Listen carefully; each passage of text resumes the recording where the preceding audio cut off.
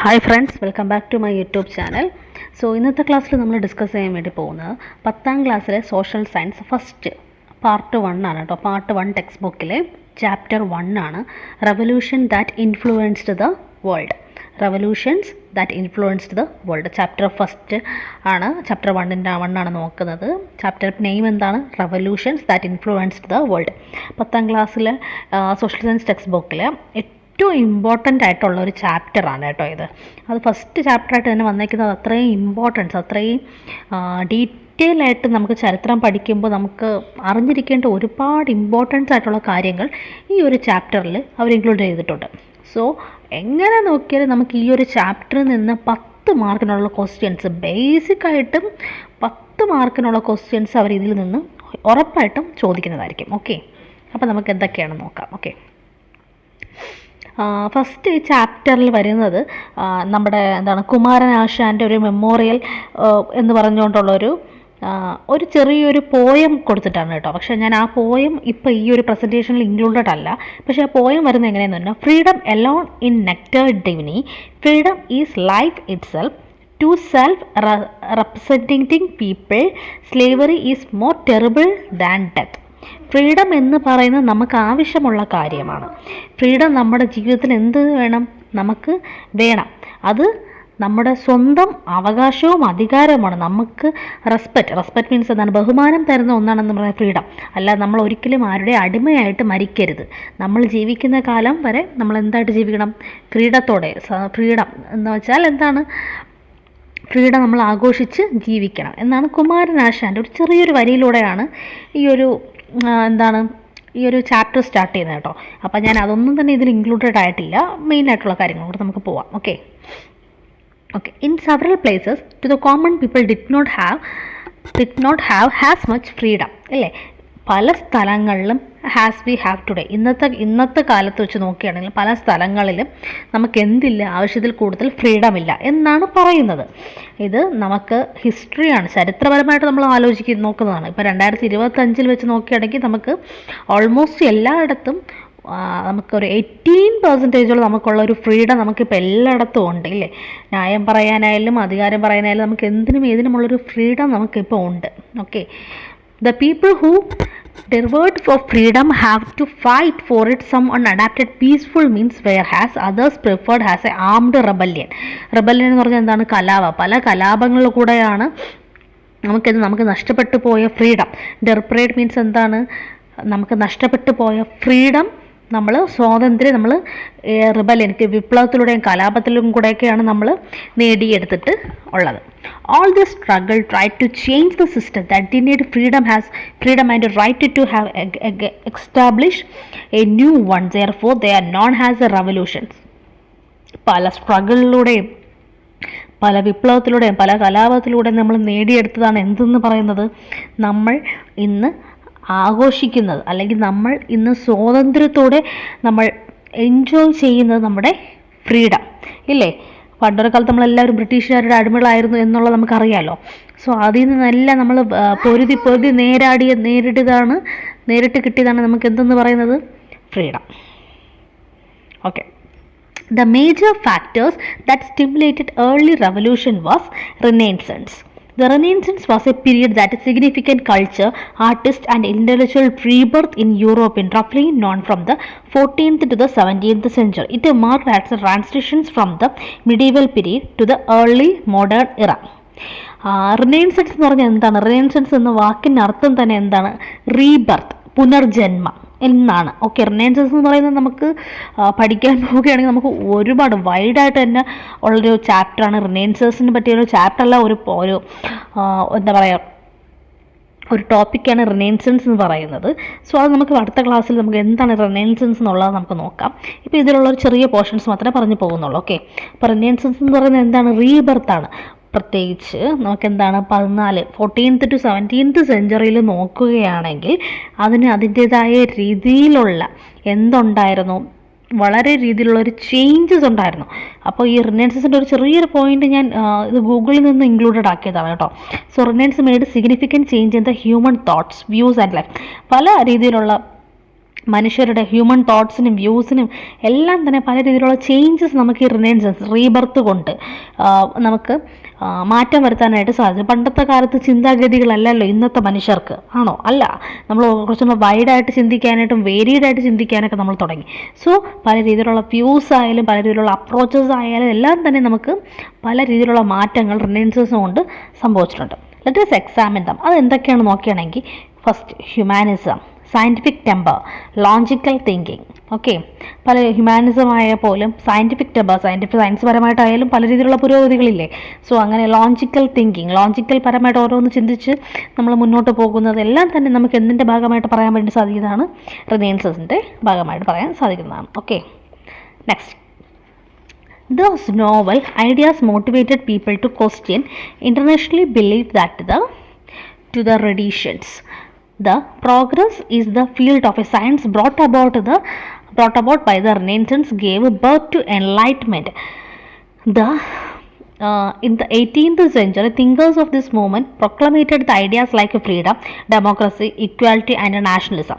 It encouraged the people in a different part of the world to protest against the autocratic system prevailing them.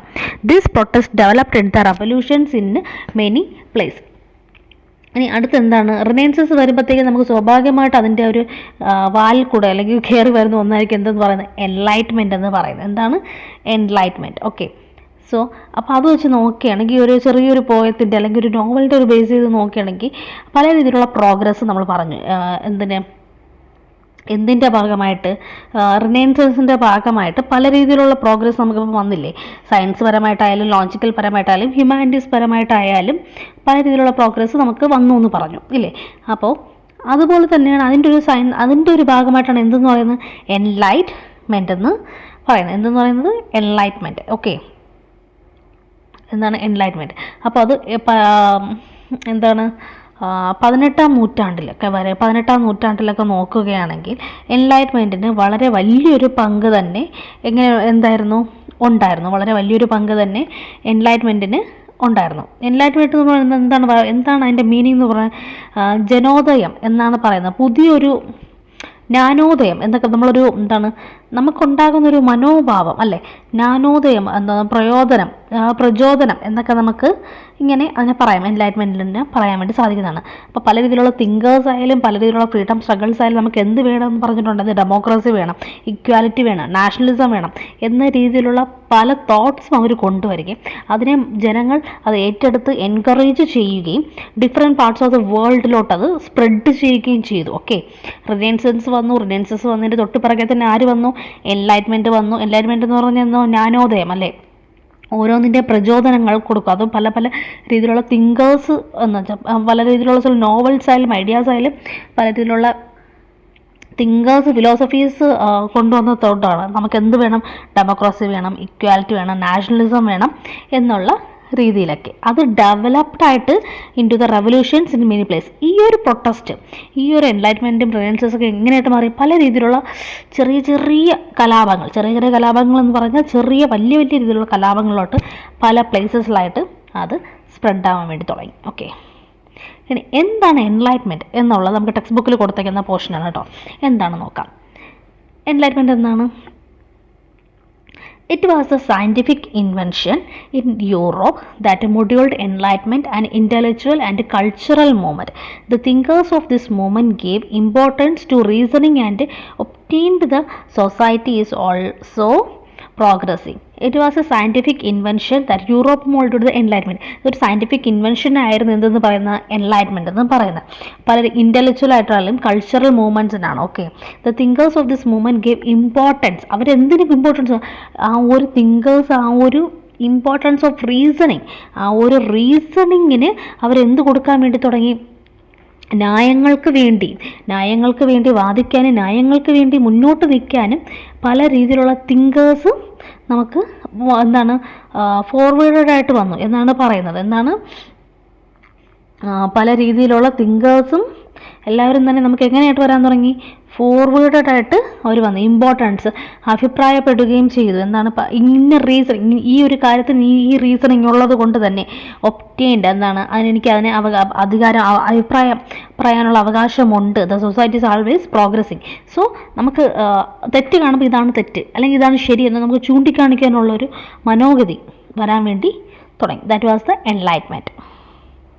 ഇനി അടുത്ത first നമ്മൾ വരാൻ പോകുന്നത് റവല്യൂഷൻസിലോട്ടാണ് കേട്ടോ. അതിന് തൊട്ട് താഴെ കിടക്കുന്ന പോർഷൻസ് എന്താണ്? The American war of independence. പലരും നമ്മൾ പറഞ്ഞു എൻലൈറ്റ്മെൻറ്റ് വന്നതിന് ശേഷം പല രീതിയിലും മെനി പ്ലേസസിൽ ആ ഒരു റവല്യൂഷൻസ് എന്താവാൻ തുടങ്ങി, സ്പ്രെഡ് ആവാൻ വേണ്ടി തുടങ്ങി. പല രീതിയിലുള്ള പ്രൊട്ടസ്റ്റ് കലാപങ്ങൾ ഉറവിടാൻ വേണ്ടി തുടങ്ങി. അപ്പോൾ നമ്മൾ ആദ്യം നോക്കേണ്ടത് എന്താണ്? The American war of independence, American റവല്യൂഷനാണ്. ഓക്കെ, അമേരിക്കൻ റവല്യൂഷൻ ഒരു സ്ലോഗനാണ്, no taxation without representation. No taxation without representation എന്ന് പല കേട്ടിട്ട് ക്വസ്റ്റ്യൻസും ചോദിച്ചിട്ടുണ്ട്. വിച്ച് സ്ലോഗൺ അല്ലെങ്കിൽ ഏത് റവല്യൂഷനുമായിട്ട് ബന്ധപ്പെട്ടാണ് നോ ടാക്സേഷൻ വിത്തൗട്ട് റെപ്രസെൻറ്റേഷൻ എന്ന് പറയുന്നത്? അത് എന്തുമായിട്ടാണ് ബന്ധപ്പെട്ടിരിക്കുന്നത്? അമേരിക്കൻ റവല്യൂഷൻ ആണെങ്കിൽ, അല്ലെങ്കിൽ അമേരിക്കൻ റവല്യൂഷൻ്റെ സ്ലോഗൺ എന്താണ് എന്ന് ചോദിക്കുന്നത്. അപ്പോൾ അതിൻ്റെ ആൻസർ എന്ത് തന്നെയാണ്? No taxation without representation. This was a slogan that thundered along different part of North America in the second half of the 18th century.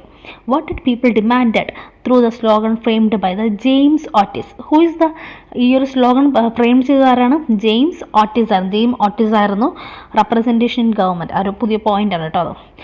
Otis ആയിരുന്നു നോ ടാക്സേഷൻ വിത്തൗട്ട് റെപ്രസെൻറ്റേഷൻ എന്നുള്ളൊരു slogan മുന്നോട്ട് വെച്ചത് American റവല്യൂഷൻ്റെ ടൈമിലായിരുന്നു. Okay, this slogan was traced by the people of America as a part of powerful allegations.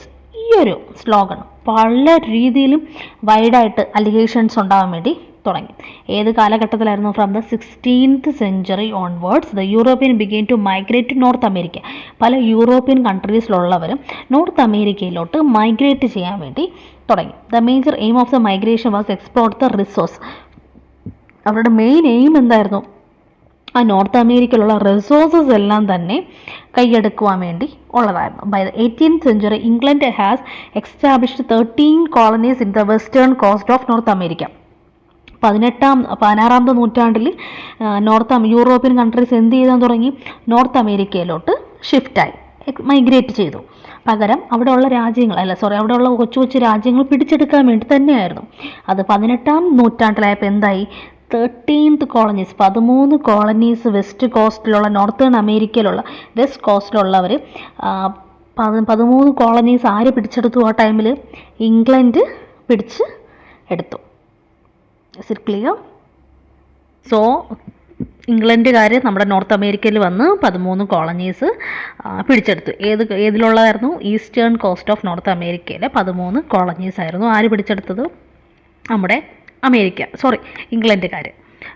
ഈ സംഭവങ്ങളൊക്കെ നടക്കുന്നത് ഏത് ടൈമിലായിരുന്നു? അമേരിക്കൻ റവല്യൂഷനാണ് കേട്ടോ. Next, migration to America. Christopher Columbus, a saviour of the Spanish government, reached North America in 1492. 1492 ഒരു കപ്പലുകാരൻ Xavier, നമുക്കറിയാം എന്താണ്, Christopher Columbus Spanish ഗവൺമെൻറ്റിലുള്ളതായിരുന്നു.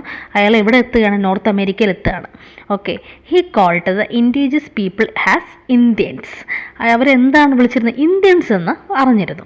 He thought that the place he reached was India. North അമേരിക്കയിലായിരുന്നു അയാൾ എത്തിയത്, പക്ഷേ അവിടെ ഇൻഡിജീനിയസ്, അവിടെ കാണാനുള്ളവരൊക്കെ എന്തായിരുന്നു? ഇന്ത്യൻസിനെ പോലെയായിരുന്നു. അപ്പോൾ അയാൾ എന്ത് വിചാരിച്ചു? ഹി റീച്ച്ഡ് വാസ് ഇന്ത്യയിലെത്തി എന്നായിരുന്നു വിചാരിച്ചിരുന്നത്. ഓക്കെ, ക്രിസ്റ്റീനർ Columbus. Later they as the red Indians. അവർ പിന്നെയാണ് അയാൾ അറിയുന്നത് എന്താണ് അവർ നോർമൽ ഇന്ത്യൻസിൽ അവരെന്താണ് റെഡ് ഇന്ത്യൻസ് എന്നാണ് അവരറിയപ്പെടുന്നത്. The earlier colonies in America were established by a group of people. ഈ ഒരു എന്താണ് the earlier colonies in America were established by the group of people who exiled to America from the religious prescriptions of the King of England in the 17th century of the ship called Mayflower. America എന്താണ്?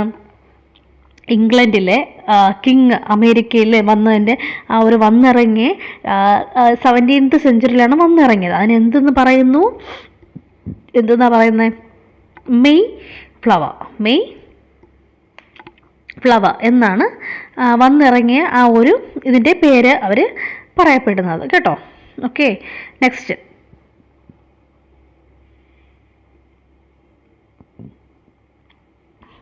they were known as their primarily father. അവരെന്ത് പറയുന്നു? പ്രിമിലി father എന്ന് പറയുകയാണ്. Okay, prescriptions എന്ന് പറഞ്ഞാൽ എന്താണ്? ആ ഒരു അമേരിക്ക ഫ്രം റിലീജിയസ്, അവരെ മതപരമായുള്ളൊരു പീഡനം അവരവിടെ അനുഭവിക്കുകയായിരുന്നു. നോക്കിക്കേ, later they were known has the red Indians എന്ന് ക്രിസ്റ്റഫർ കൊളംബസ് അറിഞ്ഞു. അവർ ഇന്ത്യയിലല്ല അയാൾ വന്നെത്തിയത്, നോർത്ത് അമേരിക്കയിലായിരുന്നു വന്നിറങ്ങിയത്. പക്ഷേ അവിടെയുള്ള ജനങ്ങളെയൊക്കെ അവർ കണ്ടപ്പോൾ എന്തായിട്ട് തോന്നി? He thought that he will reached in to the Indians, but no, they are not an Indian peoples, they are red Indians. Okay, the earlier colonies in America were established a group of peoples. പല early coloniesൽ രൂപം കൊണ്ട പല ജനങ്ങളായിരുന്നു അവരൊക്കെ. who exiled the America from religious pressures of the King of England and the 17th century of a ship called Mayflower. മതപരമായ പീഡനങ്ങൾ ആ ടൈമിലും അവരവിടെ അനുഭവിക്കൊണ്ടിരുന്നു. അപ്പോൾ അവിടുത്തെ ഇംഗ്ലണ്ടിലെ കിങ് വന്ന് ഇറങ്ങിയ ഷിപ്പിൻ്റെ പേരായിരുന്നു Mayflower. They were known as pilgrim father. അയാൾ അറിയപ്പെടുന്ന എന്താണ്? പുരോഹിതനായ അച്ഛന്മാർ എന്നാണ് പറയുന്നത്. With the increase of European migration the red Indians were displaced to the interior. The Europeans leased their land and folk of ships. എന്താണ്? പിന്നെ പല പല യൂറോപ്യൻകാരുകൾ അവിടെ വന്നിറങ്ങുകയും പല പല യൂറോപ്യൻസ് അവിടെ മൈഗ്രേറ്റ് ചെയ്ത് എന്താ പറയുക, കൂട്ടുകുടിക്കുക അല്ലെങ്കിൽ കൂട്ടുപാർക്കുക എന്നൊക്കെ പറയൂലേ, ആ രീതിയിലൊക്കെ അവർ വന്നിറങ്ങി അവിടെ ആ റെഡ് ഇന്ത്യൻസിനുള്ള ഒരു അംഗസംഖ്യകളെല്ലാം വളരെ വളരെ ഡിസ്പ്ലേസ്ഡ് എന്ന് വെച്ചാൽ കുറഞ്ഞ് വന്നു. The Europeans lease their land and folks of ships. യൂറോപ്യൻസുകാർ എന്ത് ചെയ്തു? അവിടെ വന്ന് അവരവിടെ ആ ഒരു ടൈമിലുണ്ടായിരുന്ന അവരൊരു എന്താണ് ഓക്കുപ്പേഷനായിരുന്നു ഫോക്സ്, ഷീപ്സിനെയൊക്കെ മേയുക എന്നുള്ളത്. അപ്പോൾ അതെല്ലാം അവർ കൈയടക്കി വെച്ചു. ആരാണ്? ഇംഗ്ലണ്ടിൽ നിന്ന് വന്നവരും Europeans. Okay, The British treated the American colony as a center of collecting raw materials of their industry as a market selling their products. ബ്രിട്ടീഷുകാർ അമേരിക്കൻ കോളനീസ് കീഴടക്കി അവിടുത്തെ ഉള്ള റോ മെറ്റീരിയൽസും അവിടുത്തെ ഇൻഡസ്ട്രീസും മാർക്കറ്റിങ്ങും ഒക്കെ തന്നെ അവർ ആ ഒരു പ്രോഡക്റ്റ് എല്ലാം തന്നെ സെല് ചെയ്യാൻ വേണ്ടി തുടങ്ങി. This policy implemented by the British merchant with the help of their motherland in the American colony is known as mercantilism. As a part of mercantilism several laws were implemented in the British colony. Okay, ബ്രിട്ടീഷുകാർ വരികയും അമേരിക്കയിലെ പല colonies കൈയടക്കുകയും അവരുടെ മെയിനായിട്ടുള്ള business അല്ലെങ്കിൽ ഓക്കുപ്പേഷൻസ് ഒക്കെ അവർ മനസ്സിലാക്കിയെടുത്തിട്ട് നല്ല രീതിയിലുള്ള പ്രോഡക്റ്റ്സ് ഒക്കെ മനസ്സിലാക്കിയെടുത്തിട്ട് അവരത് സെല്ല് ചെയ്യാൻ വേണ്ടി തുടങ്ങി. അതിനെ പറഞ്ഞൊരു പേരാണ് എന്താണ്? മർച്ചൻറ്റലിസം. സോ മർച്ചൻറ്റലിസം എന്തിൻ്റെ ഭാഗമായിട്ട് മാറി? American colony has a known as mercantilism. American colony എന്തിൻ്റെ പേരിൽ പിന്നെ അറിയപ്പെടാൻ വേണ്ടി തുടങ്ങി? Mercantilism. As a part of mercantilism several laws were implemented. ആ ഒരു മർച്ചൻറ്റലിസത്തിൻ്റെ ഭാഗമാവാൻ വേണ്ടി അമേരിക്കൻ കോളനീസ് തുടങ്ങിയതിന് ശേഷം ബ്രിട്ടീഷ് കോളനി എന്താണ് പല രീതിയിലുള്ള ലോസ് അവർ കൊണ്ടുവന്നു. അത് എന്തൊക്കെയാണെന്ന് നമുക്ക് നോക്കാം. has a part of several laws. Let us discuss them. Okay, നമുക്ക് അതിൻ്റെ we can discuss them a few of them. മർച്ചൻറ്റലിസത്തിൻ്റെ ലോ, മർച്ചൻറ്റലിസ്റ്റ് ലോ നോക്കിക്കേ. The good and form the colonies must be carried only in British ship or ship built by the British colony. ഫസ്റ്റത്തെ എന്താണ്? ആ ഒരു goods items എല്ലാം തന്നെ carried colonies must be carried only in British ഷിപ്പിൽ അല്ലെങ്കിൽ ബ്രിട്ടീഷുകാർ നിർമ്മിക്കപ്പെട്ട ബ്രിട്ടീഷ് കോളനി വകയുള്ള എന്തെങ്കിലുമായിട്ടുള്ള ട്രാവൽ അല്ലെങ്കിൽ ഷിപ്സോ ആ ഒരു വഴി കടൽ മാർഗത്തിലൂടെ മാത്രമേ എന്ത് ചെയ്യാൻ വേണ്ടി പാടുള്ളൂ? സാധനങ്ങൾ കയറ്റഴിക്കാൻ വേണ്ടി പാടുള്ളൂ. നെക്സ്റ്റ് നോക്കിക്കേ. Product of the colonies like products of colonies എന്തൊക്കെയായിരുന്നു? ഷുഗർ, പഞ്ചസാര, wool, cotton, tobacco etcetera. Wool, cotton, tobacco etcetera ഈ വക സാധനങ്ങളായിരുന്നു എക്സ്പോർട്ട് ചെയ്തുകൊണ്ട് ഇരുന്നത്. Could only be the exported to England. ഈ ഇത്രയും സാധനങ്ങൾ sugar, wool, cotton, tobacco etcetera ഇതൊക്കെ എവിടെ മാത്രമേ കയറ്റി വെച്ചിട്ടുണ്ടായിരുന്നുള്ളൂ, എക്സ്പോർട്ട് ചെയ്തിട്ടുണ്ടായിരുന്നുള്ളൂ? ഇംഗ്ലണ്ടിൽ മാത്രമായിരുന്നു. തേർഡ് നോക്കിക്കേ. British stamp must be affixed on the legal document, newspaper, pamphlets, licence etcetera. British stamp എന്തിനു മാത്രമായിരുന്നു മസ്റ്റായിട്ടുള്ളത്? പല ലീഗൽ ഡോക്യുമെൻറ്റ്സിന്, ന്യൂസ് പേപ്പേഴ്സിന്, പാംപ്ലെറ്റ്സിന്, ലൈസൻസിന് മാത്രമായിരുന്നു എന്ത് ആ ടൈമിൽ മസ്റ്റായിട്ടുണ്ടായിരുന്നുള്ള British stamp. Next, colonies must provide food and quarters of the British troops which were maintained in the colonies. Colonies എന്ത് പ്രൊവൈഡ് ചെയ്തിരുന്നു? അവർക്ക് താമസ സൗകര്യങ്ങളും ഫുഡും ഒക്കെ തന്നെ അവർ അറേഞ്ച് ചെയ്തിരുന്നു. പക്ഷേ അത് കോളനീസ്, ആ ഒരു കോളനി മെയിൻറ്റെയിൻ ചെയ്ത് കൊണ്ടുപോകുന്ന ആൾക്കാർക്ക് മാത്രമായിരുന്നു. Import tax must be paid for the import of tea. എന്തിന് മാത്രമായിരുന്നു ടാക്സ് ഉണ്ടായിരുന്നത് ആ ടൈമിൽ? Import tax must be paid for the import of tea, glass, paper etcetera. Tea powders, glass, papers എക്സെട്രയ്ക്ക് മാത്രമേ എന്തായിട്ടുണ്ടായിരുന്നുള്ളൂ? ഇമ്പോർട്ട് ടാക്സ് ഉണ്ടായിരുന്നുള്ളൂ. സോ ഫസ്റ്റ് വൺ എന്തായിരുന്നു? ബ്രിട്ടീഷ് ഷിപ്പിൽ മാത്രമേ പോകാൻ വേണ്ടി പാടുള്ളൂ. ഇംഗ്ലണ്ടിൽ എന്തൊക്കെയായിരുന്നു എക്സ്പോർട്ട് ചെയ്യുന്നത്? ഷുഗർ, ഊൾ, കോട്ടൺ, ടബാക്കോ ആയിരുന്നു. British stamp must be legal for the must be affected for the എന്തിനൊക്കെയായിരുന്നു? Legal documents, newspapers, pamphlets, licence etcetera. Then colonies must be provide food and quarters for the British troops. Then import tax എന്തിനൊക്കെയായിരുന്നു? Import for the tea, glass, papers etcetera. Is it clear? So ഇതായിരുന്നു നമുക്ക് എന്തെന്ന് പറയാൻ വേണ്ടിയുള്ളത്? നമ്മുടെ American റവല്യൂഷൻ്റെ ഭാഗമായിട്ടൊക്കെ മർച്ചൻ്റലിസത്തിൻ്റെ ലോയ്ക്ക് വരുന്നത്. Next അടുത്ത എന്തായിരുന്നു? Okay, Boston tea party. The high tax levied by the British government of tea fired up a strong protest in America.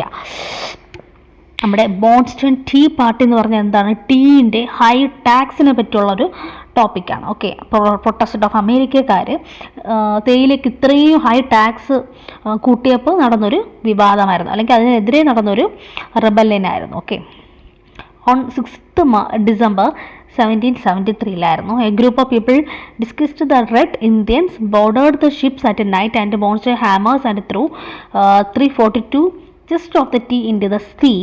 This protest is known as Boston Tea Party.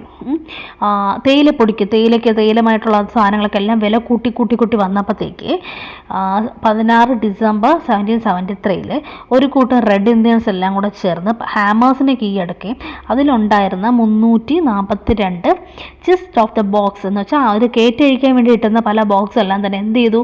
കടലിലോട്ട് വലിച്ചെറിഞ്ഞു. ഈ ഒരു പ്രൊട്ടസ്റ്റിൻ്റെ പേരാണ് ബോൺസ്റ്റൺ tea party എന്ന് പറയുന്നത്. Okay, next അടുത്ത് നോക്കിയത് merchandise law turned the American colony people against their motherland.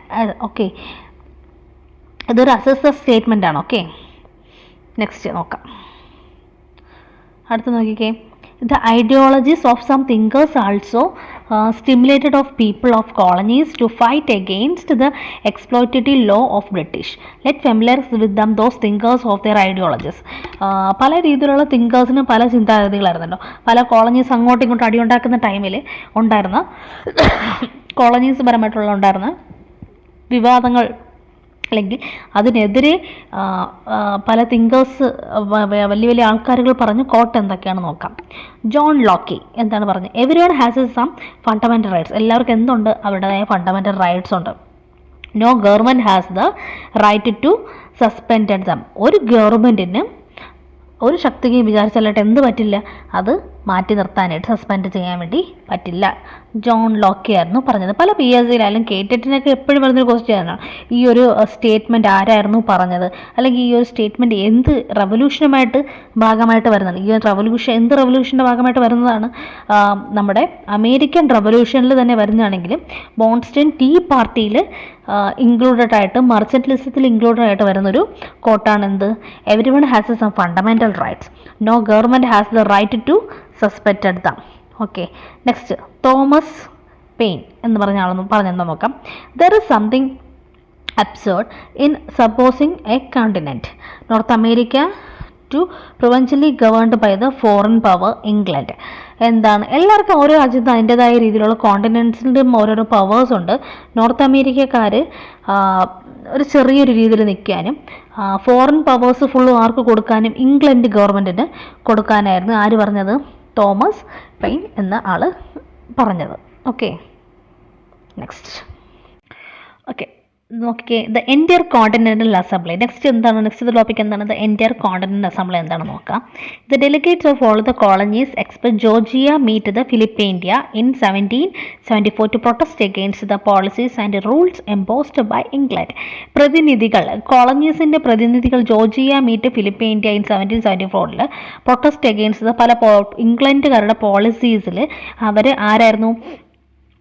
അവർക്കൊരു പ്രതിനിധി കണ്ടെത്തണമായിരുന്നു അല്ലെ, ഡെലിഗേറ്റ്സ് ചെയ്യുന്ന അവരതിന് എഗെയിൻസ്റ്റ് ആയിരുന്നു. ഓക്കെ, ഏതൊക്കെ രാജ്യങ്ങൾ? Georgia and ഫിലിപ്പൈൻഡിയ.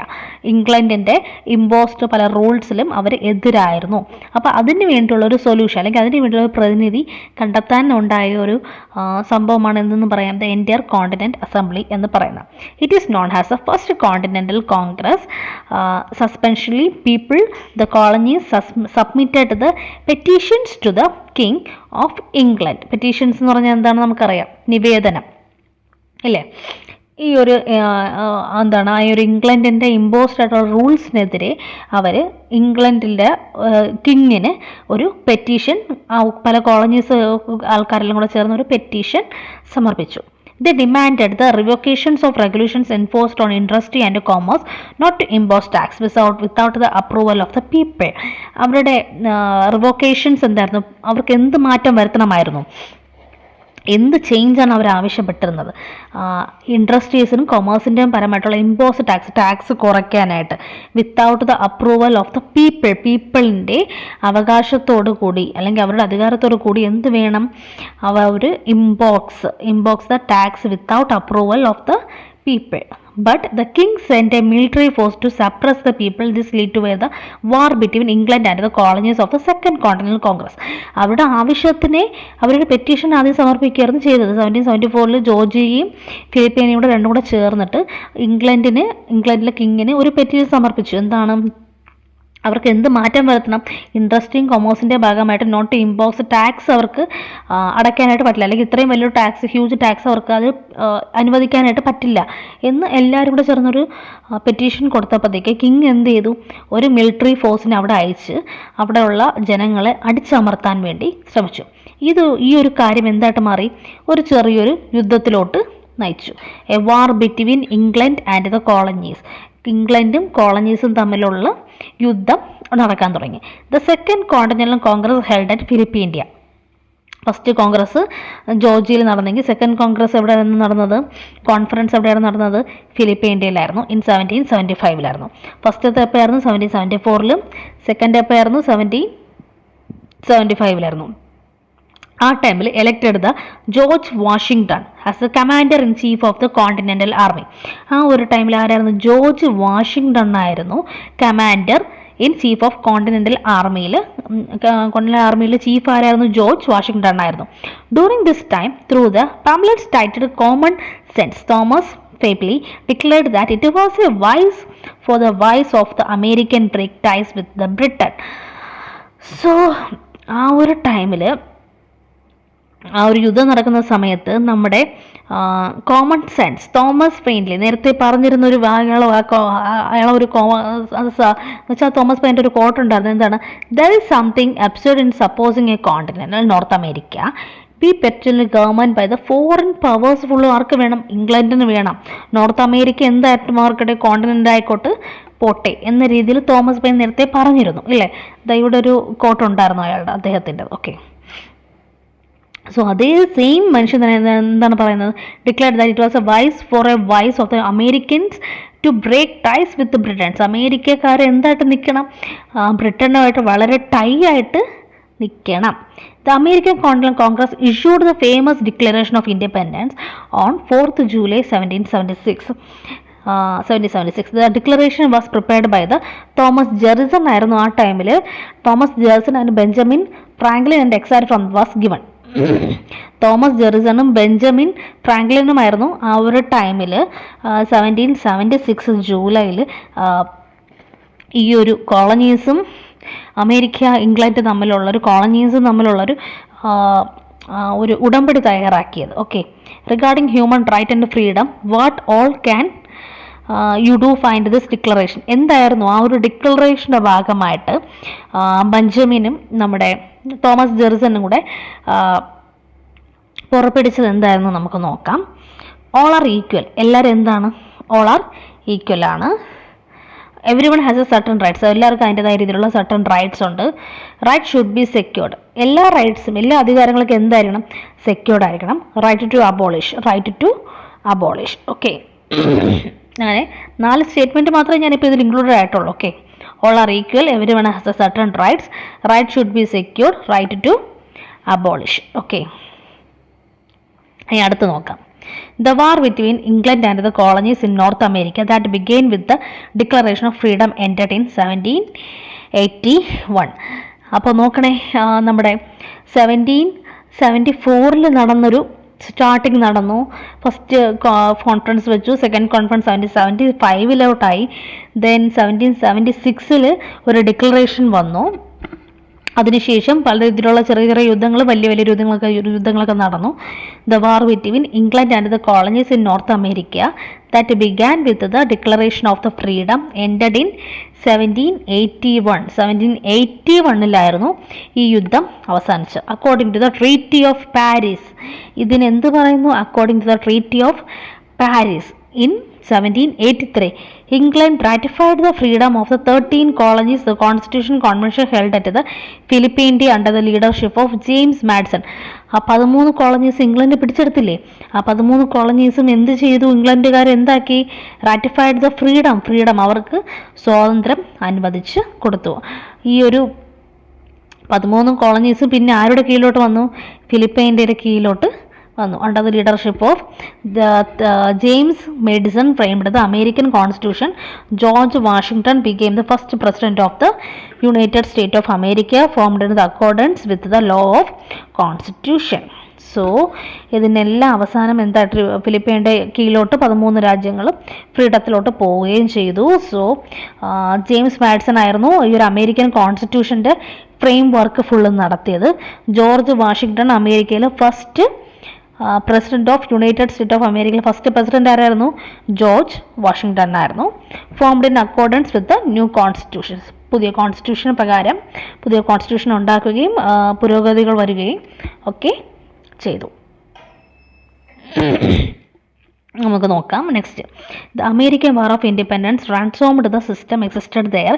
It was greatly influenced by later history the world in the different way, and let us see them. Okay, 1 2 3 4 ഇതിന് 4 points കൊടുത്തിട്ടുണ്ട്. ഈ 4 പോയിന്റ്സ് വളരെ ഇമ്പോർട്ടൻ്റ് ആയിട്ടുള്ളൊരിതാണ്. ഓക്കെ, അമേരിക്കൻ വാർ ഓഫ് ഇൻഡിപെൻഡൻസിൽ ഫുള്ളായിട്ട് അവസാനിച്ചു. ആ അവസാനത്തിലൂടെ കണ്ടെത്തിയ എന്താണ്, the later history of the world എന്ന് വെച്ചാൽ ചരിത്രത്തിൻ്റെ ഭാഗമായിട്ട് മാറുകയും ചരിത്രത്തിൻ്റെ താഴുകളിലെല്ലാം എഴുതപ്പെട്ട് ഒരു ഇമ്പോർട്ടൻ്റ് ആയിട്ടുള്ള points, different ways to see them. നമുക്കത് വളരെ ഇമ്പോർട്ടൻ്റ് ആയിട്ടുള്ളൊരു 4 പോയിന്റ് മാത്രമേ ഇതിൽ ഇൻക്ലൂഡഡ് ആയിട്ടുള്ളൂ. Okay, give directions and motivations to later freedom struggle and revolution all over the world. Gave directions. ചരിത്രം നമുക്ക് അമേരിക്കൻ റവല്യൂഷൻ എന്ന് പറഞ്ഞാൽ വളരെ വലിയൊരു പോർഷനായിട്ട് എടുക്കേണ്ടതാണ്. ഞാനപ്പോൾ ഈ ഒരു 10th ടെക്സ്റ്റ് ബുക്കിലുള്ളത് മാത്രമേ ഇൻക്ലൂഡഡ് ആക്കിയിട്ടുള്ളൂ. വേറെ ഒരു എക്സ്ട്രാ പോയിന്റ്സ് ഒന്നും തന്നെ ഇതിലോട്ട് ഞാൻ ആഡ് ആക്കിയിട്ടില്ല.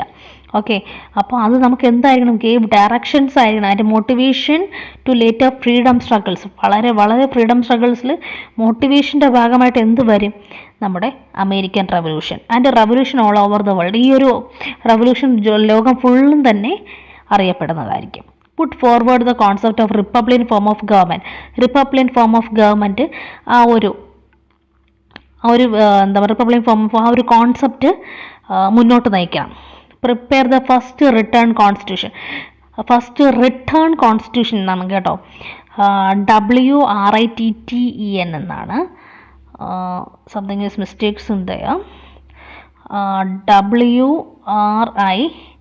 WRITTEN റിട്ടേൺ കോൺസ്റ്റിറ്റ്യൂഷൻ ആണ് കേട്ടോ. Prepare the first written constitution. Next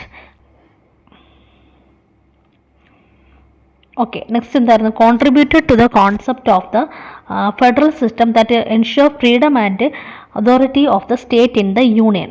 എന്താണ് contributed to concept of the federal സിസ്റ്റത്തിലോട്ട് നമ്മൾ പല രീതിയിലുള്ള ഫ്രീഡംസും അതോറിറ്റീസ് ഓഫ് ദ സ്റ്റേറ്റ്സും യൂണിയൻ ടെറിട്ടറീസും ആയതെല്ലാം തന്നെ കോൺട്രിബ്യൂട്ടഡ് ചെയ്യണം. സോ ഫസ്റ്റ് എന്തായിരുന്നു? Gave direction and motivation to the later freedom struggle and revolutions all over the world, put forward the concept of republican form of government, prepared the first written constitution, contributed to the concept of federal system that ensured freedom and authority of state in the union. Okay, next അടുത്ത് വരുന്ന revolution എന്താണ്? French revolution. French revolution. Okay, നോക്കാം. ഈ ഇതൊരു തൊട്ട് പിറകെ കാണുന്ന picture കണ്ടോ? എന്ത് പാലസാണ്? വെർസേലിയിലെ പാലസാണ് കേട്ടോ, പാലസാണ്. I am the state. God has given absolute power to the king over his subject, and only God has the authority to question them. Louis 14 പറഞ്ഞതാണ്. I am the state. ഞാനാണ് സ്റ്റേറ്റ്. ഞാനാണ് എന്തെന്ന് പറയുന്നത്? ഞാനാണ് ഇവിടുത്തെ സ്റ്റേറ്റ്. ഞാനാണ് ഇവിടുത്തെ രാജ്യം. God has give the absolute power to the king. God എന്ത് തന്നിട്ടുണ്ട്? എനിക്ക് എല്ലാ അധികാരങ്ങളും എനിക്ക് തന്നിട്ടുണ്ട്. And God has the authority to question them. ഗോഡിന് മാത്രമേ എന്നെ ക്വസ്റ്റ്യൻ ചെയ്യാനുള്ള അവകാശവും ഉള്ളൂ എന്ന് ആര് പറയുന്നു? ലൂയിസ് 14 പറയുന്നു. After me the deluge. Louis 17. Next, if they can't eat bread let them eat cake. നിങ്ങൾക്ക് ബ്രെഡ് കഴിക്കാൻ താല്പര്യമില്ലെങ്കിൽ എന്ത് കഴിക്കുക? കേക്ക് കഴിക്കുക. If they can't eat bread let them eat cake. Actually ഇത് മേരി ആൻറ്റോണിറ്റിയുടെ ഒരു വളരെ ഫേമസ് ആയിട്ടുള്ള ഒരു കോട്ടാണ്. If they cannot eat bread let them eat cake. Okay, നമ്മൾ ഫ്രഞ്ച് റവല്യൂഷൻ്റെ ഭാഗമായിട്ട് വരുന്ന 3 വളരെ ഫേമസ് ആയിട്ടുള്ള 3 വ്യക്തികളുടെ കോട്ടാണ്. ലൂയിസ് 14-ൻ്റെതും ലൂയിസ് 15-ൻ്റെതും മേരി ആൻറ്റോണിറ്റിയുടേത്. ഓക്കെ, ഇനി the statement made by the rulers of the France in the 17th and the 18th century and the pictures of the Versailles Palace which was the center of their powers are given. അവർ താമസിച്ചിരുന്ന palace ആയിരുന്നു കേട്ടോ അത്. 17th 18th സെഞ്ച്വറിയിലും ഫ്രാൻസിലും നടക്കുന്ന കാര്യമായിരുന്നു. Okay, and centre of their powers are given. What all information do you gather from this statement on this system of rules that existed in France then? Authoritative rules were scangers. What is the meaning of the scangers? First നമുക്ക് നോക്കാം. അപ്പോൾ എന്താണ് autocratic, എന്താണ് autocratic rule എന്താണെന്ന് ആദ്യം നമുക്ക് നോക്കാം. എന്താണ് ഓട്ടോക്രാറ്റിക് റൂൾ എന്ന് പറയുന്നത്? What is the meaning of the autocratic?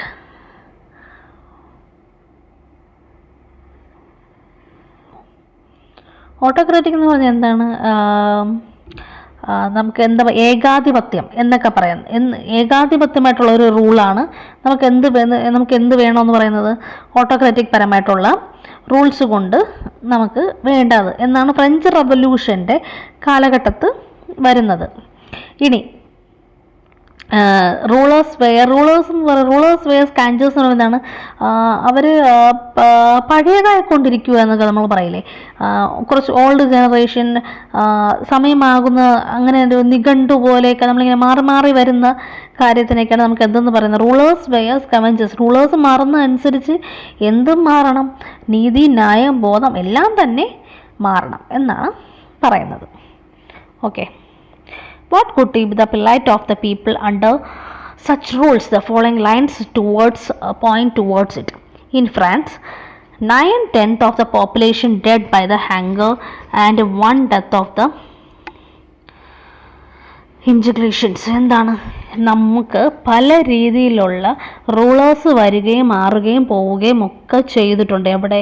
ഫ്രാൻസിൽ. അപ്പോൾ അതിൽ പല പോയിൻറ്റ്സും എന്താണ്, പല രീതിയിലുള്ള പോയിൻറ്റ്സാണ് അവർ മുന്നോട്ട് വച്ചിരിക്കുന്നത്. അത് എന്താണ് എന്താണ് നോക്കേണ്ടത്. ഇൻ ഫ്രാൻസ് 9/10 10 പേരും പോപ്പുലേഷൻസ് ഓഫ് മരിക്കാനുള്ള കാരണം എന്തായിരുന്നു? ഹങ്കർ, വിശപ്പ്. ആൻഡ് 10ൽ കൂടുതൽ ആൾക്കാർ എന്തുകൊണ്ടായിരിക്കും മരിച്ചത്? ദഹനക്കേട്. ഓക്കെ, അപ്പോൾ ദഹനക്കേട് കൊണ്ടും വിശപ്പും കൊണ്ടും ദാരിദ്ര്യം കൊണ്ടൊക്കെയാണ് ഫ്രാൻസിലെ പല ആൾക്കാരും മരണപ്പെട്ടത്. It is clear from this, while the majority of France lived in the misery and minorities including the rulers lead the life of luxury. French റവല്യൂഷനിൽ വിപ്ലവത്തിൽ വരുമ്പോൾ തന്നെ നമുക്ക് ഒരു ഹൈറാർക്കി ആയിട്ട് നമുക്കൊരു 3 കോളം തന്നെ വരാം. First clergy, Noble, first class എന്ന്, അങ്ങനെ clergy, Nobel and first estate, second estate, third estate എന്നായിരുന്നു പറയുന്നത്. ഫസ്റ്റ് ക്ലർജി, പിന്നെ നോബിൾസ്, പിന്നെ പുവർ പീപ്പിൾസ്, അങ്ങനെയായിരുന്നു ആ ഒരു ഹൈറാർക്കി, ആ ഒരു എന്താണ് ആ ഒരു കോളം വരുന്നത്. അത് വരുന്നത് ഈ ഒരു രീതിയിലായിരിക്കും അതിൻ്റെ ഒരു പോയിന്റ് വരുന്നത്. ഇവിടെ ഫസ്റ്റ് എന്താണ്? ഫസ്റ്റ് എസ്റ്റേറ്റ് ആയിരുന്നു അവർ എന്ന് വെച്ചാൽ ഫസ്റ്റ് എസ്റ്റേറ്റിൽ വരുന്ന ആരൊക്കെ ആയിരുന്നു? ക്ലർജിക്കായിരുന്നു. വളരെ ഹൈ ക്ലാസ് ആയിരുന്നു അവരൊക്കെ. ഭയങ്കര എന്താ പറയുക, വളരെ നല്ല രീതിയിലുള്ള ലക്ഷറി ലൈഫ്സാണ് അവരവിടെ ഫോളോ ചെയ്യുന്നത്. ഇവിടെ സെക്കൻഡ് ക്ലാസ്സിൽ വരികയാണെങ്കിൽ എന്തായിരിക്കും? ഇത് സെക്കൻഡ്. ഓക്കെ, സെക്കൻഡ് ക്ലാസ്സിൽ എന്തായിരുന്നു? നൊബിലിറ്റി കുറച്ച് അതിൽ നിന്നും കുറച്ചും കൂടെ താന്നിട്ട് നമ്മളെ taxes, they also lead the luxury life. അവർക്ക് എന്ത് തന്നെയാണ് ലക്ഷറി ലൈഫ്. ഫസ്റ്റ് ക്ലാസ്സിലൊക്കെ മിലിറ്ററി സർവീസിലൊക്കെ ഉള്ള ആൾക്കാരൊക്കെ വരും. സെക്കൻഡ് ക്ലാസ്സിൽ അതിൽ നിന്ന് കുറച്ചും കൂടി. ഇനി തേർഡ് ക്ലാസ്സിലോട്ട് പോവുകയാണെങ്കിൽ എന്തായിരുന്നു? ഫാമേഴ്സ് ആയിരുന്നു. അവിടെ കൂടുതൽ എന്തൊക്കെയായിരുന്നു? ഫാമേഴ്സ്, ഒഫീഷ്യലായിട്ടുള്ള ടീച്ചേഴ്സ്, മിഡിൽ ക്ലാസ്സസിലുള്ളവർക്കായിരുന്നു. ഓക്കെ, അങ്ങനെയുള്ളവരൊക്കെ ആയിരുന്നു അതിൽ ഇൻക്ലൂഡഡ് ആയിട്ട് വന്നിരുന്നത്. Okay, it is clear from this that while the majority in the France lead mysteries and minority including the rulers lead a life of luxury. Rulers എങ്ങനെയായിരുന്നു? Luxury ലൈഫായിരുന്നു. And extravagance, അവർക്ക് ഭയങ്കര luxury ആയിരുന്നു. This situation was a result of a socio economic inequality that existed from in France. ഈ ഒരു ഇതെന്തായിട്ട് മാറി? ഫ്രാൻസിൽ പല കലാപങ്ങളുണ്ടായതിന് തുടക്കം കുറിക്കുകയും ചെയ്തു. Is it clear? Okay, next നോക്കിക്കേ. The French society was divided into three starch അല്ലെങ്കിൽ 3 സ്റ്റേറ്റ്സ്. ഓക്കെ, ഫ്രഞ്ച് റെവല്യൂഷൻസിലുള്ളവരെ 3ആയിട്ട് തരംതിരിച്ചിട്ടുണ്ടായിരുന്നു. ഞാൻ നേരത്തെ ഒരു ഫ്ലോ ചാർട്ട് വരച്ചതില്ല, അതുപോലെയാണ്. And they were known has the estates. അവർ കൂടുതൽ എന്തായിട്ട് അറിയപ്പെടുന്നു? ഫ്രഞ്ച് സൊസൈറ്റി എസ്റ്റേറ്റ്സ് എന്നറിയുന്നു. You can find more information on the French society from the chart given below. ഇവിടെ കൊടുത്ത ഒരു ചാർട്ട് നോക്കുമ്പോഴത്തേക്കും നിങ്ങൾക്ക് അതിൻ്റെ പൂർണ്ണമായിട്ടുള്ളൊരു ഐഡിയ കിട്ടുന്നതായിരിക്കും. നോക്കിക്കേ, ഫ്രഞ്ച് സൊസൈറ്റിയിൽ നോക്കിയേ, first estate, second estate, third estate. First എസ്റ്റേറ്റിൽ വരുന്നത് എന്താണ്? ക്ലർജി. സെക്കൻഡ് എസ്റ്റേറ്റിൽ എന്താണ് വരുന്നത്? നൊബിലിറ്റി. തേർഡ് എസ്റ്റേറ്റിൽ എന്താണ് വരുന്നത്? The middle class including riders, writers, lawyers, official, teachers and bankers, farmers and craftsmen. First എസ്റ്റേറ്റിൽ ക്ലർജി ആണെന്ന് പറഞ്ഞു. Held vast land, collecting tax collected tithe from ഫാമേഴ്സിൽ നിന്നും കളക്ട് ചെയ്യുന്ന ടാക്സിന് പറഞ്ഞിരുന്ന പേരായിരുന്നു തിനി. ഓക്കെ, നെക്സ്റ്റ് അതിൻ്റെ തൊട്ട് താഴത്തെ നോക്കിയേ, expected from the all taxes, control of the higher position in administration and military service. അവർക്ക് എങ്ങനെയായിരുന്നു? മിലിറ്ററി സർവീസിലുള്ളവർക്കെല്ലാം തന്നെ എങ്ങനെയായിരുന്നു? ഹൈ പൊസിഷൻസ് ആയിരുന്നു. എന്നുവെച്ചാൽ അത്രയും ലക്ഷറി ലൈഫ് അവർ എൻജോയ് ചെയ്തിരുന്നു. ഇനി സെക്കൻഡ് എസ്റ്റേറ്റിൽ വരുന്നത് എങ്ങനെയായിരുന്നു? Engaged in military service. അവർക്ക് ചെറിയ രീതിയിലുള്ള മിലിറ്ററി സർവീസൊക്കെ എൻഗേജ് ചെയ്യാനുള്ള അവകാശം ഉണ്ടായിരുന്നു. കളക്ടിങ് വേരിയസ് ടാക്സസ് ഫ്രം ഫാർമേഴ്സിൽ നിന്നും ടാക്സ് കളക്ട് ചെയ്യുക. Made farmers without wages. ഫാർമേഴ്സിനെ കൊണ്ട് ജോലി എടുപ്പിക്കുന്നു, പക്ഷെ അവർക്ക് വേജസ് ഉണ്ടോ? ശമ്പളമുണ്ടോ? ഇല്ല. ഇനി എക്സ്പെൻഡഡ് ഫ്രം ടാക്സസ്. അവർക്ക് ടാക്സസ് ഒഴിവാക്കാൻ സാധിക്കുന്നു. Lead luxury life. അവർ ലക്ഷറി ലൈഫായിരുന്നു അവർ എൻജോയ് ചെയ്തിരുന്നത്. Had vast land. അവർക്ക് ഒരുപാട് ഭൂമികൾ, സ്വത്തുക്കൾ അവർക്ക് അധികാരത്തിലുണ്ടായിരുന്നു. തേർഡ് എസ്റ്റേറ്റിൽ വരുന്ന ആരൊക്കെയാണ്?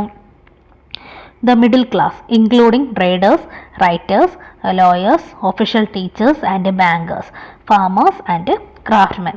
No role in administration. അവർക്ക് അഡ്മിനിസ്ട്രേഷനിൽ ഒന്നിനും തന്നെ ഒരു അവകാശമോ അധികാരങ്ങളോ ഇല്ലായിരുന്നു. Paid land taxes name taille to the government. Tithe for farmers, taille for the government. ഫാർമേഴ്സിൽ നിന്ന് കളക്ട് ചെയ്യുന്നത്, തിനി എന്ന് പറയുന്നത് ഫസ്റ്റ് എസ്റ്റേറ്റിൽ നിന്നുള്ളവർ കളക്ട് ചെയ്യുന്നു. അവർ ലാൻഡ് ടാക്സ് അടച്ചിരുന്നത് ഗവൺമെൻറ്റിനായിരുന്നു. അതിനെന്ത് പറയുന്നത്? തൈലി എന്ന് പറയുന്നു. നെക്സ്റ്റ് ലോ സോഷ്യൽ സ്റ്റേറ്റസ് ആയിരുന്നു. Paid taxes to clergy and noble. അവർക്ക് ആർക്കൊക്കെ വേജസ് കൊടുക്കണമായിരുന്നു? ക്ലർജിക്കും നോബിൾസിനും അവർക്ക് എന്ത് കൊടുക്കണമായിരുന്നു? ടാക്സ് കൊടുക്കണമായിരുന്നു. സോ ഇതെല്ലാമാണ് ഫ്രഞ്ച് റവല്യൂഷനിലോട്ട് നയിക്കപ്പെട്ടതിൻ്റെ കാരണങ്ങൾ. പല ആൾക്കാർ മരണപ്പെട്ടത് എങ്ങനെയായിരുന്നു? ഒന്നാമത്തത് ദാരിദ്ര്യം കൊണ്ട്, പട്ടിണി കൊണ്ട്. മൂന്നാമത്തെ കാര്യം എന്തായിരുന്നു? ദഹനക്കേട്. അവർക്ക് നല്ല രീതിയിലുള്ള ആഹാരമായിരുന്നു ആ ടൈമിൽ കിട്ടിയിരുന്നത് ഇല്ല, അങ്ങനെയായിരുന്നു. അപ്പോൾ പണമുള്ള ആൾക്കാർ ആ രീതിയിൽ അവർക്ക് ലക്ഷറി ആയിട്ട് അവർ ദൂത്തടിച്ച് നല്ല രീതിയിലൊക്കെ നടന്നു. പക്ഷെ പാവപ്പെട്ട ജനങ്ങൾ അന്നും ഇന്നും എന്ത് തന്നെയാണ്, പല രീതിയിലുള്ള ദുരന്തങ്ങൾ അനുഭവിച്ചുകൊണ്ട് ഇരിക്കുന്നു. Next, ideologies Impress. Various thinkers and streams of thought in France played an important role in making of people aware of the inequalities and exploitation. Let's learn more about these thinkers and their ideologies. ലേണേഴ്സിൻ്റെയും തിങ്കേഴ്സിൻ്റെയൊക്കെ ideologies എങ്ങനെയായിരുന്നത് നമുക്ക് നോക്കാം. Okay, first one ആരായിരുന്നു? വോൾട്ടേറിയ. Ridiculous exploitation of a clergy promoted rational thinkers' ideas that equality of humanism. Equality of humanism എന്താണ്? Ridiculous exploitation. Clergy എന്നുള്ളവർ വളരെ രീതിയിലുള്ള എക്സ്പ്ലോഷനിലായിരുന്നു അവരുടെ. റിഡിക്കുലസ് എന്ന് വെച്ചാൽ വളരെ വേസ്റ്റായിട്ടായിരുന്നു അവരുടെ ജീവിതശൈലികൾ. എല്ലാം തന്നെ അടച്ചെടുത്ത് സ്വന്തമായിട്ട് ഓണായിട്ടുള്ള രീതിയിൽ അവർ ജീവിച്ചു. ഓക്കെ, ഇനി ഐഡിയാസ് ഓഫ് ഇക്വാലിറ്റി, മനുഷ്യത്വം കാണിക്കണം എന്നായിരുന്നു അയാളുടെ ഒരു വാദം. Spelled out of the importance of freedom with the statement, man is born free but everywhere he is called as chain. Rousseau പറഞ്ഞത് എന്തായിരുന്നു? Man is born free. അവർ ജനിച്ചത് എന്താണ്? ഫ്രീ ആയിട്ടാണ്. അപ്പോൾ അവർ ആ ഒരു ഫ്രീഡം ആ ഒരു ഫ്രീഡം എൻജോയ് ചെയ്യണമെങ്കിൽ അവർ അനുവദിക്കുക, അല്ലാതെ അവരെ ചങ്ങലിൽ പൂട്ടി ഇടരുത്. Declared that the peoples are the സോവിയനിലായിട്ട് ഡിക്ലെയർ ചെയ്യണമെന്ന് പറഞ്ഞിരുന്നു. നെക്സ്റ്റ്, അടുത്ത ആൾ ആരായിരുന്നു? Montesquieu. Encourage democracy of the republic എന്തിന്? ഡെമോക്രസിക്ക് എൻകറേജ് ചെയ്തിരുന്നു. Suggested divisions of powers and the government into legislator, executive and judiciary വേണമെന്ന് മോണ്ടിസ്ക്യൂ അവകാശപ്പെട്ടു. നെക്സ്റ്റ്, അടുത്ത നോക്കാം. The third estate takes the lead. Okay, ഇതെല്ലാം നമുക്ക് ജനറൽ അസംബ്ലിയുടെ ഭാഗമായിട്ടൊക്കെ വന്നിരുന്നു. നമുക്ക് നോക്കിയാലോ? കുറച്ച് വൈഡായിട്ടുള്ള ടോപ്പിക്കാണ് കേട്ടോ ഫ്രഞ്ച് റവല്യൂഷൻ എന്ന് പറയുന്നത്. അപ്പോൾ ഞാൻ ഈ ടെക്സ്റ്റ് ബുക്കിലുള്ളത് മാത്രമേ ഇൻക്ലൂഡിങ് ആയിട്ടുള്ളൂ. നമുക്ക് നോക്കാം എന്താണ് എന്നൊക്കെ. Okay, The third estate takes the lead എന്ന് പറയുന്നത് നമ്മൾ ബാങ്ക്രപ്സിയുടെ ഒരു റീസൺ ഫോർ ബാങ്ക്രപ്സി എന്ന് നമുക്ക് പറയാം. നമുക്ക് നോക്കാം. The luxuries life and sustainers of the Bourbon king clergy and the lords of the ഫ്രീക്കൻ വാസ്.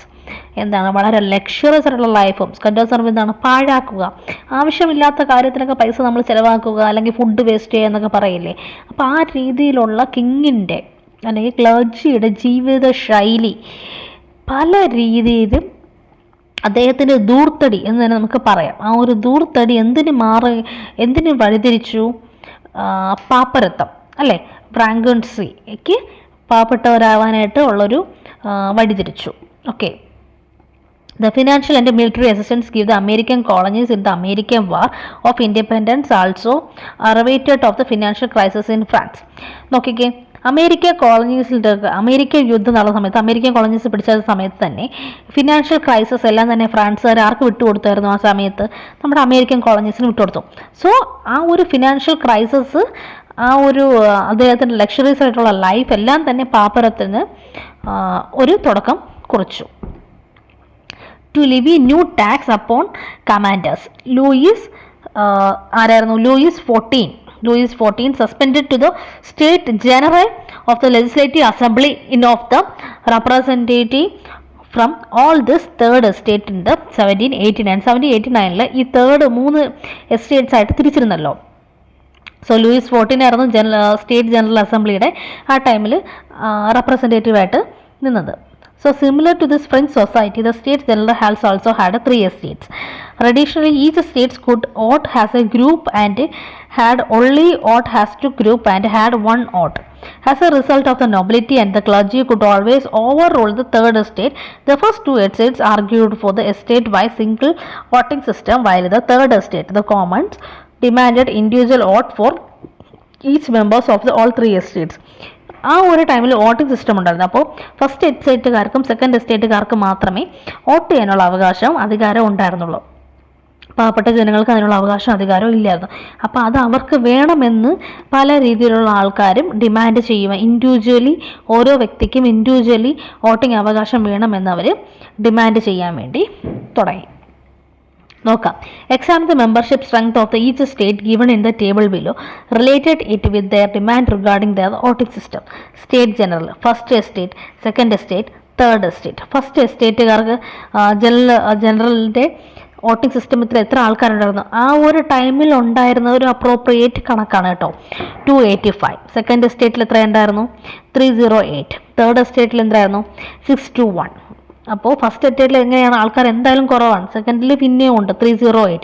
ഏറ്റവും കൂടുതൽ എന്തിലായിരുന്നു, തേർഡ് എസ്റ്റേറ്റിലായിരുന്നു. പക്ഷേ തേർഡ് എസ്റ്റേറ്റുകാർക്ക് ആ ടൈമിൽ എന്തിന് അവകാശം ഉണ്ടായിരുന്നോ, വോട്ടിംഗ് സിസ്റ്റത്തിന് അവകാശം ഉണ്ടായിരുന്നോ, ഇല്ല. Why? The argument went to the members of the third estate declared themselves as a National Assembly of France.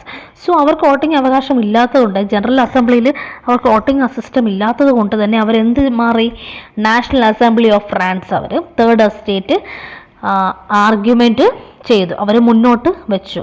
They assembly in the tennis court near by the score or to leave until they had framed constitution of France. അതിനാണ് tennis court oath എന്ന് പറയുന്നത്. This event is known as tennis court oath. Third എസ്റ്റേറ്റുകാർക്ക് അവർക്ക് voting അവകാശം വേണമെന്ന് മുന്നോട്ട് വയ്ക്കുകയും ചെയ്തു. അതിനെ പറയുന്ന പേരായിരുന്നു നാഷണൽ അസംബ്ലി ഓഫ് ഫ്രാൻസ് എന്ന്. സോ നടന്ന സ്ഥലമായിരുന്നു ടെന്നീസ് കോർട്ടിലായിട്ട് നടന്നിരുന്നത്. സോ അതുകൊണ്ട് തന്നെ ആ ഈവൻറ്റിന് എന്ത് പേരിൽ അറിയപ്പെട്ടു, ടെന്നീസ് കോർട്ട് ഓത്ത് എന്ന് അറിയപ്പെടുന്നു. Let discuss the subsequent event with the help of the chart given below. നമുക്ക് ഈ ഒരു ചാർട്ട് പ്രകാരം നോക്കിയിട്ട് ആ ഒരു ടെന്നീസ് കോർട്ട് ഔത്തായാലും എന്താണ് ആ സമയത്തൊക്കെ സംഭവിച്ചത് നമുക്കൊന്ന് വിലയിരുത്താം. ഓക്കെ. 14th July 1789 എന്തായിരുന്നു, revolutionary stormed with the slogan liberty, equality and fraternity. 14th July 1789 അവർ എന്ത് സ്ലോഗൻ മുന്നോട്ട് വെച്ചു, liberty, equality and fraternity. Demolished the battle prison, the symbols of the Bourbon monarchy. This event is considered as the commencement of the French Revolution. ഇതും French റവല്യൂഷനെ വഴിതിരിച്ചിരുന്നു. Liberty, equality, fraternity French റവല്യൂഷനിലായിരുന്നു ആ ഒരു slogan മുന്നോട്ട് വന്നത് അല്ലേ. ഇനി ജൂലൈ കഴിഞ്ഞു. 12th August 1789 എന്ത് സംഭവിച്ചു, the national assembly passed the declaration of the right man and the of the citizen.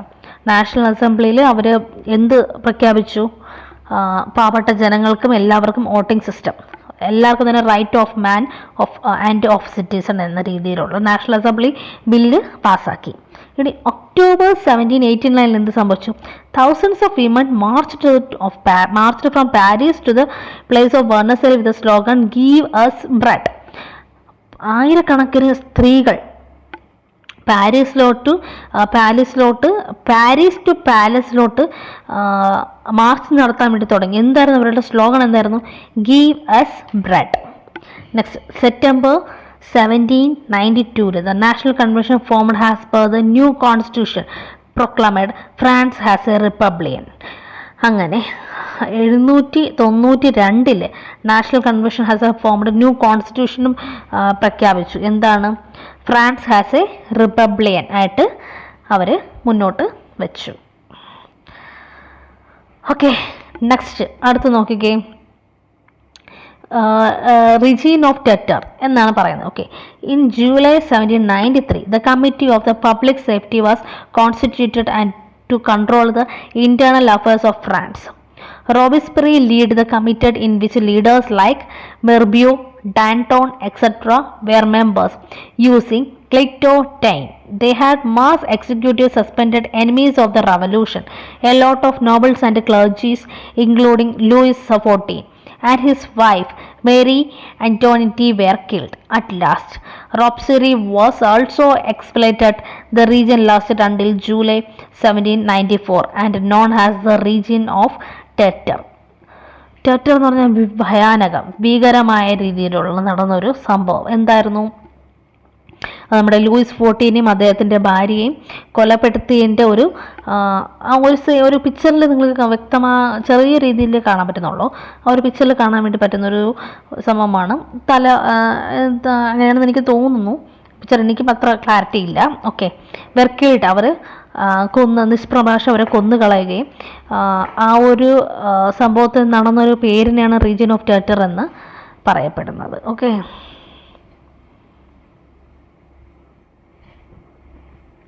Next നോക്കാം. From France to other nations. ഫ്രാൻസിൽ നിന്ന് വേറെ രാജ്യത്തിലോട്ട് പോകുമ്പോഴത്തേക്ക് എന്തൊക്കെ സംഭവിച്ചു എന്ന്, ഫ്രഞ്ച് റവല്യൂഷനിൽ എന്തൊക്കെ നടന്നു എന്ന് നമുക്ക് നോക്കാം. This is a remark made by the Metternich, the Austrian chancellor, on the impact of the French Revolution. Why did he remark so? Observe the chart given below described the impact of the French Revolution. നമുക്ക് നോക്കാം. From France to other നേഷൻസിൽ എന്തൊക്കെ സംഭവിച്ചതെന്നാണുള്ളൊരു ഇതാണ് നോക്കുന്നത്. Okay, influence of the French റവല്യൂഷനിൽ എന്തൊക്കെ നടന്നു? Stimulate all the later revolution in the world, entered the feudal system Europe and treated as the authoritative rulers, proclaimed the nations is that is not mercy is a region but the people, contributed the concept of people's sovereignty, lead the emergence of nationalism, helped the growth of the middle class, spread the ideas of equality, liberty and fraternity, influence the French റവല്യൂഷനിൽ ഇൻഫ്ലുവൻസ്ഡ് ആയിട്ടുള്ള എത്ര കോട്ടായിരുന്നു? 7 കോട്ടാണ്. Important ആയിട്ടുള്ള 1 2 3 4 5 6 7 7 quotes ആണ്. 7 quotes അല്ല, 7 important ആയിട്ടുള്ള കാര്യമാണ് പറയുന്നത്. ഫസ്റ്റ് എന്തായിരുന്നു? Stimulated all the later revolution in the world, entered the feudal system in Europe and treated as authoritative rules, proclaimed that nations is not a mercy of region but the people, contributed the concept of people's sovereignty, lead the emergence of nationalism, helped the growth of middle class, spread the ideas of equality, liberty and fraternity. Next എന്തായിരുന്നു? French revolution in India നോക്കാം. The French Revolution in India has influenced Tipu Sultan, the rulers of Mysore. French revolution ഇന്ത്യയിലോട്ട് ബാധിച്ചപ്പോൾ എങ്ങനെയായിരുന്നു?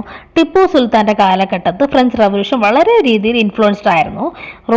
ടിപ്പു സുൽത്താൻ ആ സമയത്ത് എന്തിൻ്റെ റൂളറായിരുന്നു? Ruler of Mysore ആയിരുന്നു. He retained the alliance with the French as a strategy fight against the British rule in India. Tipu Sultan എന്തായിട്ട് കണ്ടു? French revolution എന്ന് പറയുന്നത് നമുക്ക് ബ്രിട്ടീഷുകാർക്ക് എതിർക്കാൻ വേണ്ടി ഉള്ളൊരു ആയുധമായിട്ട് ടിപ്പു സുൽത്താൻ കണ്ടു.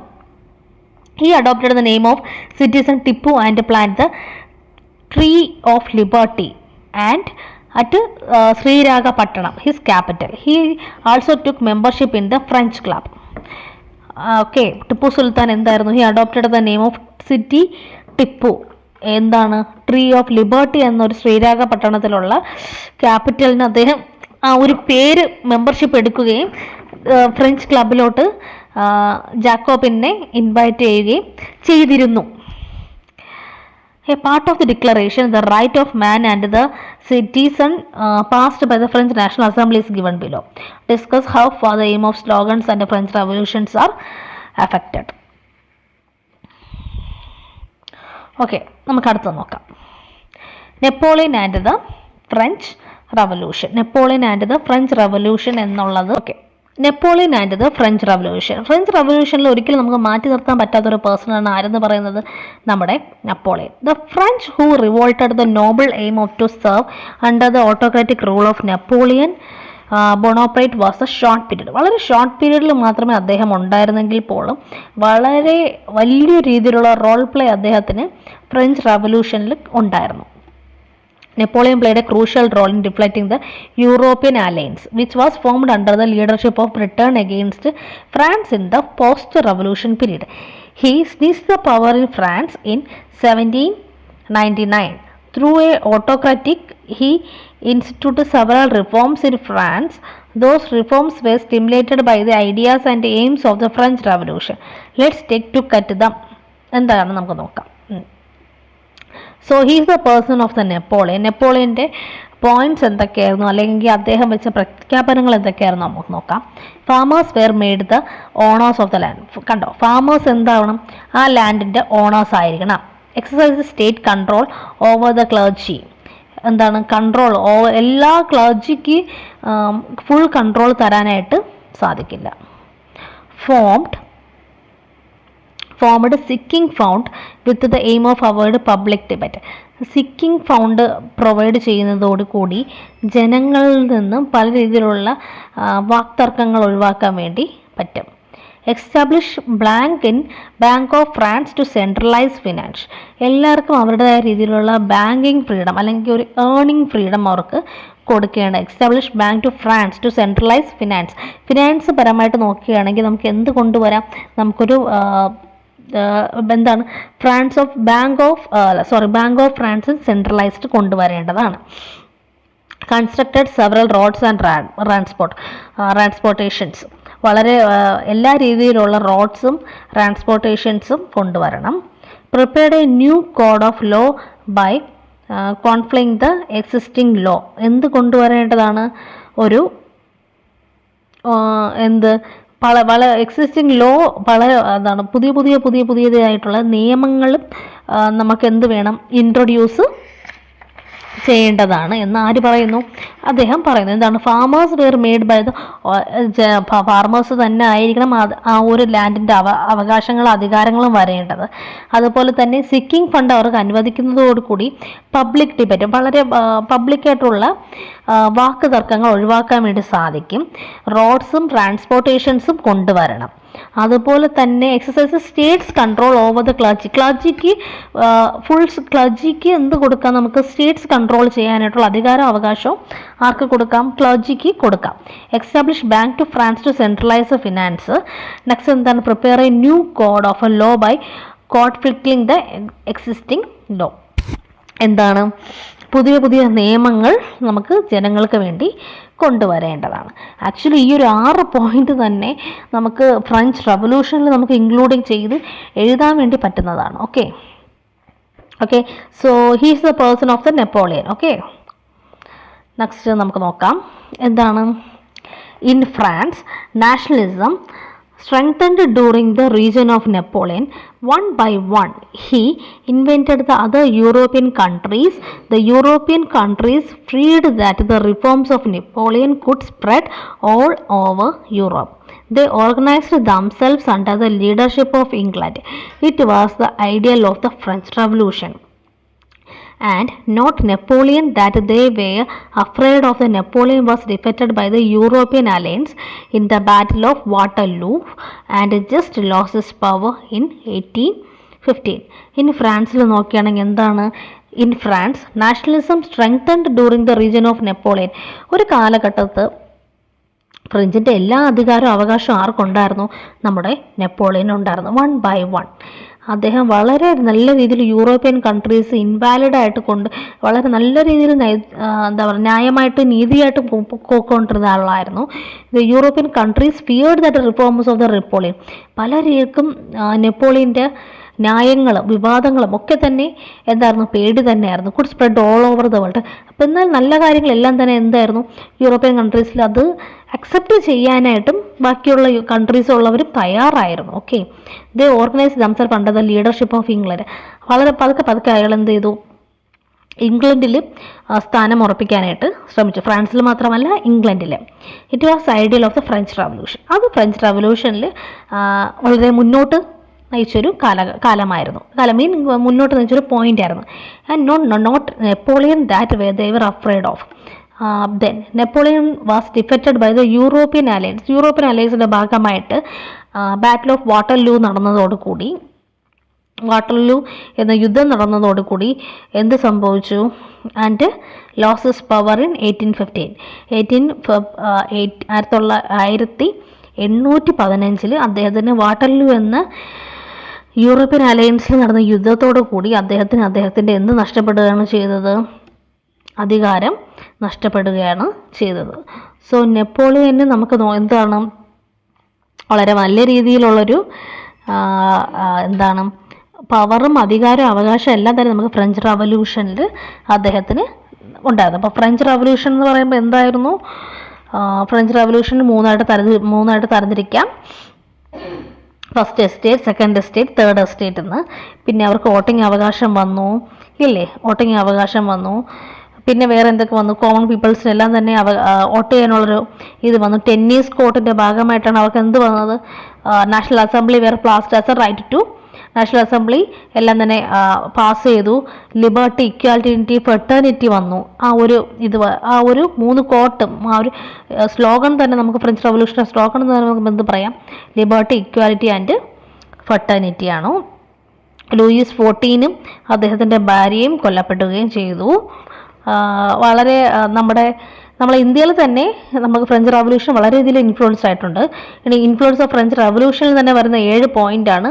Stimulate all the later revolution in the world, spread the ideas of equality, liberty and fraternity, help the growth of the middle class, lead the emergence of the nationalism, contributed the concept of people sovereignty, ended the feudal system of Europe and the returned the autocratic rules, proclamation the nation is not merely a region but the people. Then Napoleon വന്നതോടുകൂടി ഒരുപാട് വൈഡായിട്ടും ഡിഫക്റ്റായിട്ടുമുള്ള കാര്യങ്ങളൊക്കെ നടന്നു. So ഇതിൻ്റെ next part എന്ന് പറയുന്നത് എന്താണ്? Latin American റവല്യൂഷനാണ്. അത് നമുക്ക് അടുത്ത ക്ലാസ്സിൽ നോക്കാം. So thanks for watching my video. Please like and subscribe my channel. Thank you.